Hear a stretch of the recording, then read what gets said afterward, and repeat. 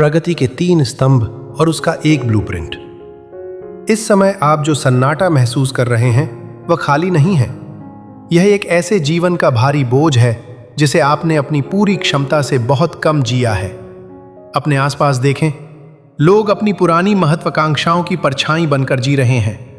वे किसी चमत्कार या किसी दिन का इंतजार कर रहे हैं, लेकिन याद रखें, किसी दिन जैसा कोई दिन कैलेंडर में नहीं होता। यह सिर्फ पछतावे की ओर ले जाता है।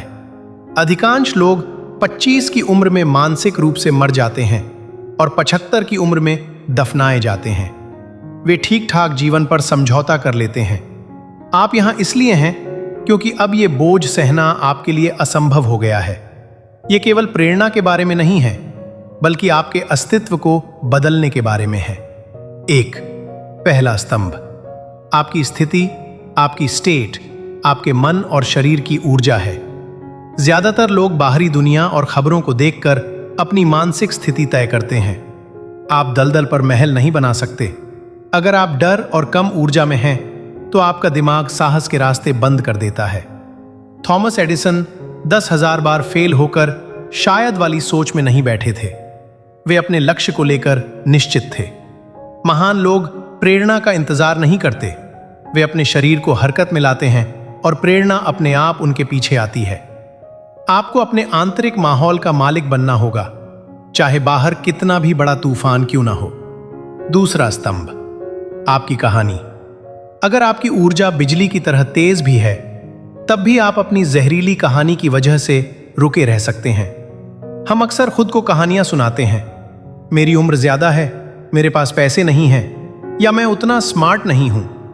ये तथ्य नहीं, बल्कि मानसिक बेड़ियां हैं। अब्राहम लिंकन ने गरीबी और हार के बावजूद खुद को पीड़ित नहीं माना।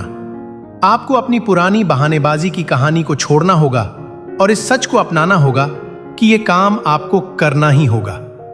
जब आप अपनी कहानी बदलते हैं, तो दुनिया आपकी नई पहचान के हिसाब से बदल जाती है।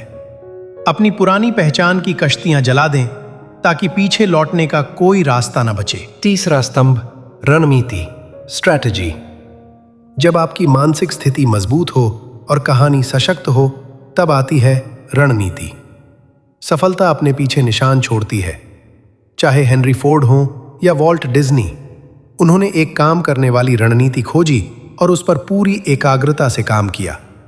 अगर आपको सफल होना है, तो उन लोगों के पैटर्न को अपनाएं जो पहले से सफल है। रणनीति केवल 20% खेल है, बाकी 80% आपकी मानसिकता है। अपनी रणनीति को बेहतर बनाने के लिए विशाल कार्रवाई करें। अपनी ऊर्जा को बिखेरे नहीं, बल्कि एक लेजर की तरह एक ही लक्ष्य पर केंद्रित करें। आपका भविष्य आपके हाथ में है। अपने विजन, लक्ष्य को इतना साफ और गहरा देखें कि वह आपको वर्तमान कमरे से ज्यादा सच लगने लगे। रास्ते में सर्दी का मौसम यानी कठिनाइयां आएंगी, लेकिन यही वो समय है जब आपकी जड़ें गहरी होती हैं। यह यात्रा इस बारे में नहीं है कि आपको क्या मिलेगा, बल्कि इस बारे में है कि आप क्या बनेंगे। अनुशासन खुद से प्यार करने का सबसे बड़ा तरीका है। यह आज के छोटे सुखों को ना कहना है, ताकि आप भविष्य की महानता को हां कह सकें। आपकी कामयाबी कोई दूर की घटना नहीं है, यह इसी पल लिया गया एक फैसला है। अब और बहाने नहीं, अब और दर्शक बनकर रहना बंद करें।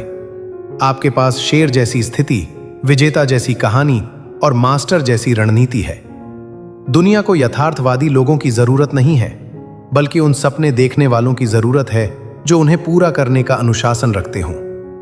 आप अब वह व्यक्ति नहीं रहे जो 10 मिनट पहले थे। आप अपने असाधारण जीवन के वास्तुकार, आर्किटेक्ट हैं। बाहर निकलें और अपना भविष्य बनाएं।